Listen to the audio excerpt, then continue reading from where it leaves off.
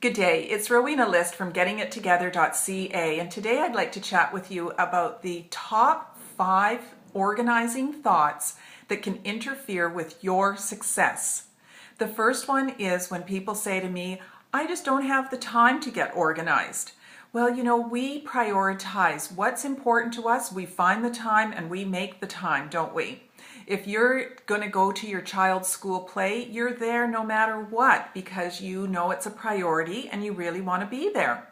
If you attend a family dinner because it's somebody's birthday, then you're there because that's important. So maybe getting organized, you think it's really important, but are you prioritizing and setting the time aside to do that task? And sometimes it can be because the task seems so overwhelming, and we'll get to that. But the average person wastes 150 hours a year looking for things. So if you can gain back those 150 hours in a year, just think what you could be doing. And to make it even worse, top executives are wasting up to 6 weeks a year looking for things and maybe moving things around and shuffling papers because they're not organized. You don't want to be one of those, I know. The other reason, one of the second reasons, is that if it can't be perfect, I'm not going to even start. Why? Why should I start? I only have a few minutes right now, so why don't I wait until I have a whole day? Absolutely not. No, you want to take those 15 minutes to freedom techniques that I talk about in all my other videos, where you simply just take 15 minutes and start working on your spices, or clean out your fridge, or take your junk drawer and start going through that. Let's face it, nothing is ever going to be perfect. We're not perfect and the world is not perfect. So at least get started. The third organizing thought that can interfere with your success is where people say to me, I know I can change. I know systems have worked for so-and-so, and I know this system can work for me. But not all systems are created equal for the people because everybody has a different way that their thoughts work. So for an example, most people are very visual, and if they have everything tucked away on their desk, all their files tucked away, it might be out of sight, out of mind. Maybe you're the type of person that needs to have some files organized nicely in a system on the top of your desk so that they're right there in your sight. So just because it worked for your friend Jane doesn't mean it's going to work for you, and each system needs to be designed especially with you in mind. And I help you with that. The fourth organizing thought that can interfere with your success is that, okay, I've read all the books, I've done what they've said, but that's not working for me. Well, we want to have zones in our house.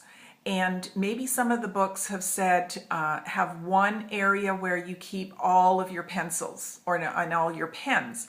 That might not work for you in your home, especially if you have a bigger home or if you have children. You might need to have a couple of areas where you have pens and paper ready for when the phone rings, ready for when you're making a shopping list, ready for when the kids want to do some crafts. But at least if you have those items corralled in one area so that you do have a zone of pens and paper, pencils, scissors in the kitchen, another zone maybe in a home office, and you might even have a third zone in the kids' playroom or their own room, depending on their age. So just because the books say roll everything and put it in your drawer, or stack your things this way, or keep only pens in one area of the house, doesn't mean it's necessarily going to work for you and your personality style and the size of your home and where you live and the number of people that are in your home. The fifth area is that organizing thoughts that can derail your success is, okay, I haven't used it in years, but I know that I might one day or someday, or the 3 deadliest words, just in case.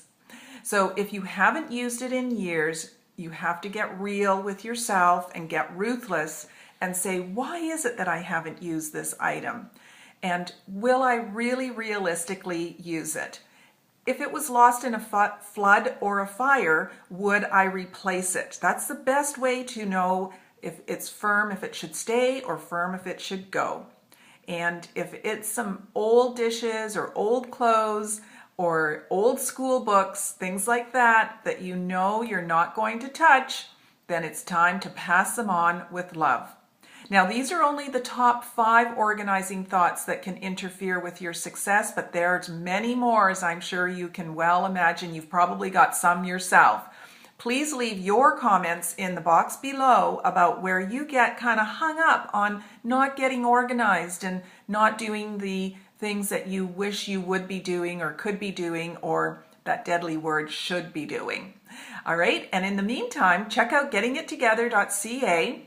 And hey, please share the love by sharing this link with your family and friends on your social media and through your network. I appreciate you.